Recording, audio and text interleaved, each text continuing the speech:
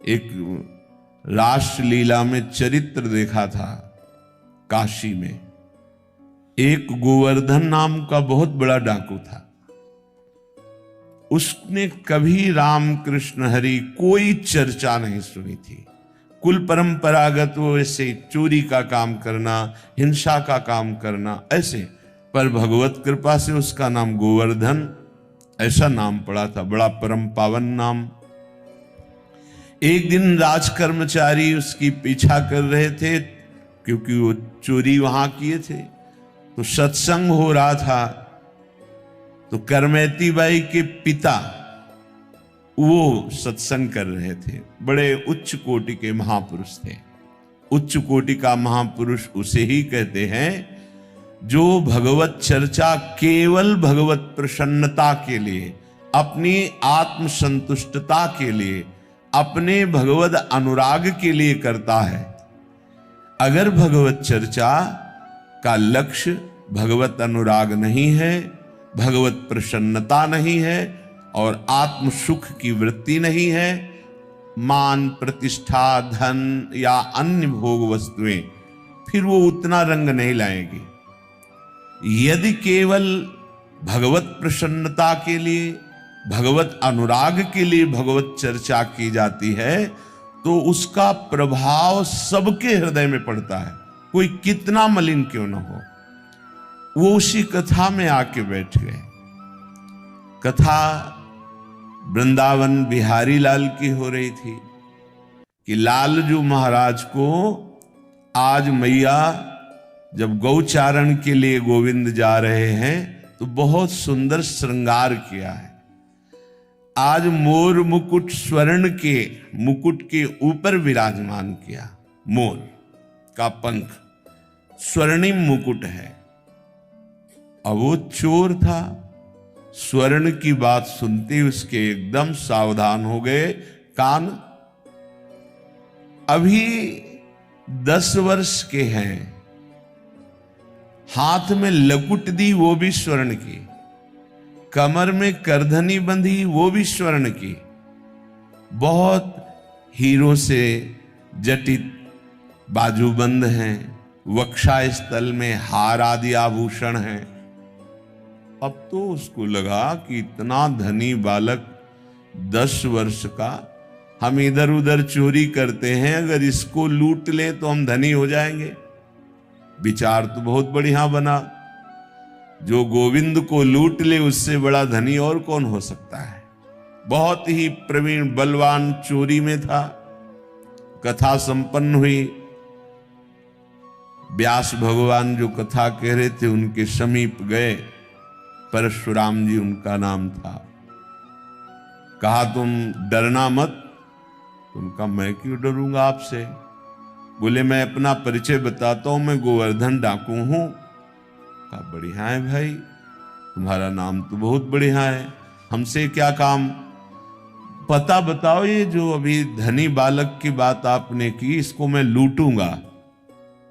बड़े प्यार से देखा हूं उनका, हो भगवान की कृपा हो गई इस जीव पर, भगवान की कृपा। बोले भाई तुम्हारी क्या ताकत है, बड़े से बड़ा कोई डाकू उनको नहीं लूट सकता। तो उन्होंने कहा तुम हमें जानते नहीं, एक बार अगर हम ठान ले तो निश्चित हम उसे लूट लेते हैं। तो उनका ऐसा कोई बलवान ही नहीं हुआ कि हम जिनकी बात कर रहे हैं उनको लूट ले। तत्काल उसने बड़ी सी चाकू निकाली और कहा पता चुपचाप लिखो, हम जरूर उसको लूटेंगे। और देखो हम चोर जरूर हैं लेकिन हम बहुत जिद्दी स्वभाव के हैं, तुम्हारे सामने कसम खाते हैं हम जब तक हम उसे लूट नहीं लेंगे पानी नहीं पिएंगे। अब तो परशुराम जी जो व्यास जी थे उनको बड़ा सुख मिला कि भगवान कैसी कृपा जीव पर करते हैं। तो उनका भाई सुनो, उनका नाम कृष्ण है, वो वृंदावन में गौएं चराते हैं, पर वो देखने को तो 10 वर्ष के हैं पर प्रवीणता उनकी बहुत बड़ी है। वो जल्दी किसी के फुसलाने में फुसलने वाले नहीं और धमकाने में डरने वाले नहीं। तुमने ठान लिया इसलिए मुझे लगता है तुम लूट सकते हो, क्योंकि जो ठान ले, निश्चय कर ले, तो ये दुर्लभ नहीं है, फिर ये मिल सकते हैं। उसने कहा पक्का, पर मुझे नाम पता नहीं, याद रहे कि ना रहे, नाम बताओ। तो उन्होंने कहा सहज सरल नाम का श्याम सुंदर है। श्याम सुंदर, श्याम सुंदर, वृंदावन में श्याम सुंदर, वृंदावन में श्याम सुंदर। भजन बनने लगा। देखो सत्संग का प्रभाव, देखो भगवत मिलने के लिए कमर कस ली, भगवान का साक्षात्कार करने के लिए अनजाने में शपथ खा ली, जब तक देखूंगा नहीं पानी नहीं पीऊंगा, और उनको भूल न जाऊं, इसलिए वृंदावन में वो हैं और उनका नाम श्याम सुंदर है। वृंदावन में श्याम सुंदर, वृंदावन का स्मरण, श्याम सुंदर का स्मरण, भूल न जाऊं इसलिए बड़ी सावधानी से श्याम सुंदर नाम है उनका। वृंदावन में जब चलने लगे तो परशुराम जी ने कहा भाई, आखिरी उपाय मैं बता देता हूं, जब तुम्हारा बल ना चले तो देखो हमारे अभी हम लाते हैं, हमारे घर में ठाकुर को भोग लगाने के लिए माखन मिश्री है, और उसको ये बहुत प्यारा है माखन मिश्री। जब वो तुम्हारी घुड़की से, तुम्हारी चतुरता से ना लूटे तो फिर प्यार से तुम उसे लूट सकते हो। ये माखन मिश्री खवाना और लूट लेना। हाँ, ये बात तो ठीक है, माखन मिश्री भी रख ली। पैदल वहां से चला वृंदावन के लिए। वृंदावन श्याम सुंदर, वृंदावन श्याम सुंदर। कैसी भगवान की कृपा होती है। नाम जब शुरू, नामी के धाम का स्मरण, और वही भावना करता जा रहा है। ऐसा मुकुट पहने थे, ऐसा हार पहने थे, ऐसी बाजूबंद थी, ऐसी करधनी, ऐसी, ये सब हमको लूटना है। बड़ा प्रसन्न, पानी भी नहीं पिया।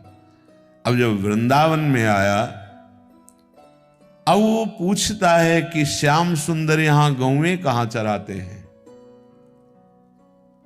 लोगों ने समझा बावरा है, पागल हो गया है, क्योंकि वो तो द्वापर में भगवान प्रकट हुए थे, वो लीला की थी गौएं चराने की। अब इस कलयुग में कहां ऐसा। तो किसी ने ना तो परिचय बताया, उसको लगा गौएं तो कहीं जंगल में चराते होंगे। तो ब्रजमंडल में जहां जहां लता पता वृक्षों के समुदाय, वहां देखता तो गौएं दिखाई देती, पर वहां कहीं जैसा परिचय बताया था वैसा गोप चरवाहा नहीं दिखाई देता। प्यास से व्याकुल, भूख से व्याकुल, लूटने का दृढ़ संकल्प, पुकारा श्याम सुंदर, श्याम सुंदर। कोई आर्त भाव से भगवान को पुकारे तो भगवान एक ही नाम में प्रकाशित हो जाते हैं। एक बार जिन नाम लिय, हित सो हुए अति दीन। हार गया ढूंढते ढूंढते, लूटने की कसम खाई है, अगर नहीं मिले तो पानी भी नहीं पीऊंगा, प्राण भले त्याग दूं। जहां ऐसा समर्पण, और जो हार गया तो उसके हृदय में आर्त भाव आ जाता है। श्याम सुंदर, दृश्य बदल गया। जब आंख खोली तो देखा बहुत ही दिव्य, सब नवीन गौएं, ऐसी गौएं जिनके देखने मात्र से उसके हृदय की प्यास, भूख की जलन शांत हो गई, क्योंकि सब श्रुति स्वरूपा, भगवत स्वरूपा है। बड़े दिव्य सखा, सब भगवान की अवस्था के, कोई गोरे कोई सावरे, सब खेल रहे हैं। और उनके मध्य में जैसा कथा में सुना था वैसा ही प्रभु को देखा। सोचा ये तो बालक है, सखा लोग, ये हमारा क्या कर लेंगे। गया श्याम सुंदर, प्रभु बहुत मुस्कुराकर नेत्र नचाते हुए देखे। हाँ जी, इधर आओ, हमें तुमसे बात कर ली। तो सखाओं से कहा भाई तुम खेलो, ये मेरा नया अतिथि आया है, इसका हम स्वागत करते हैं। ये सब दिव्य लीला सत्संग में दृढ़ भाव, सत्य भाव करने के कारण बड़ी जल्दी प्रकाशित हो गई। जहां जन्म जन्म लगते हैं भगवत साक्षात्कार के लिए, एक पापात्मा जीव, हिंसक जीव, चोरी करने वाला दृढ़ विश्वास किया कि जो ये व्यास जी कह रहे हैं वो एक एक अक्षर सत्य है, उसको संशय ही नहीं हुआ। ये श्रोता की अगर ऐसी स्थिति हो तो बहुत जल्दी लाभ मिलता है। भगवान नजदीक गए, हाँ बोल क्या बात। उसने देखा कि बालक तो है लेकिन बहुत ही निर्भय है। उन्होंने कहा ठीक से बात करो, तुमने अभी हमारा नाम नहीं सुना होगा। ठाकुर जी ने कहा भैया बता दे तेरू नाम क्या है। बोले गोवर्धन। तो बोले हमारा नाम नहीं सुना होगा, हमारा नाम है गोवर्धन धारी, तेरे से बड़ा नाम है।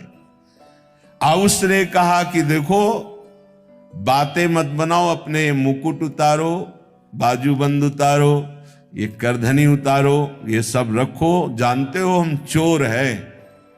भगवान ने कहा भैया गलत जगह आ गए, तुमसे हम बड़े चोर हैं। हम चित्त चुराते हैं, अनेक जन्मों के संचित पापों को चुरा लेते हैं, तुम हमें डरा नहीं सकते।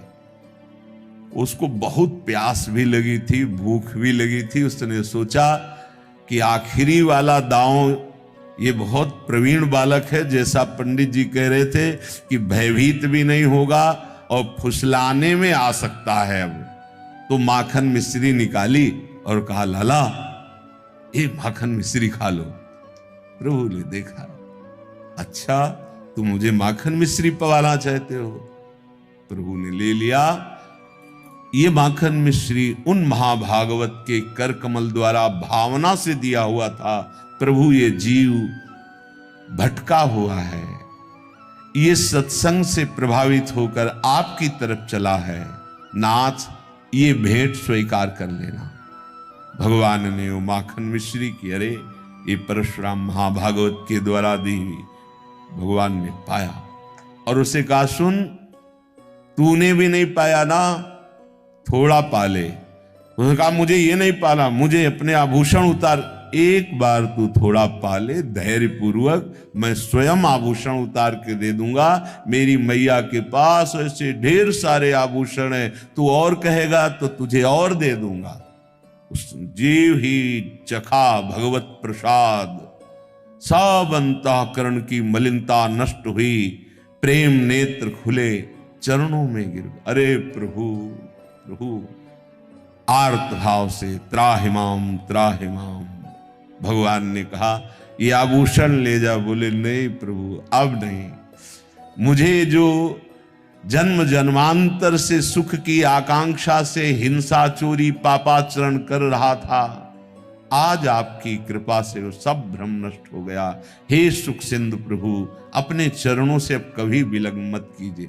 भगवान ने उसे अपने नित्य सखा के रूप में, अर्थात उसका शरीर पूर्ण हुआ और वो नित्य सखा स्वरूप होकर सदैव सदैव के लिए गोविंद की सेवा। सत्संग प्राप्त होना, भगवत चर्चा प्राप्त होना, भगवत प्राप्ति का बिल्कुल स्वरूप है, यदि हम शब्द श्रवण करके उसका मनन करें। श्रीपाद कह रहे वृंदारण्ये प्रेमणा कंदे नित्यानंदत। ये नित्यानंद प्रदान करने वाला ये वृंदावन प्रेम का मूल है। सच्ची मानिए, वृंदावन आ गए मतलब लाडली जू ने आपको देखा है, आपके विषय में चिंतन किया है, तब आप वृंदावन आए हैं।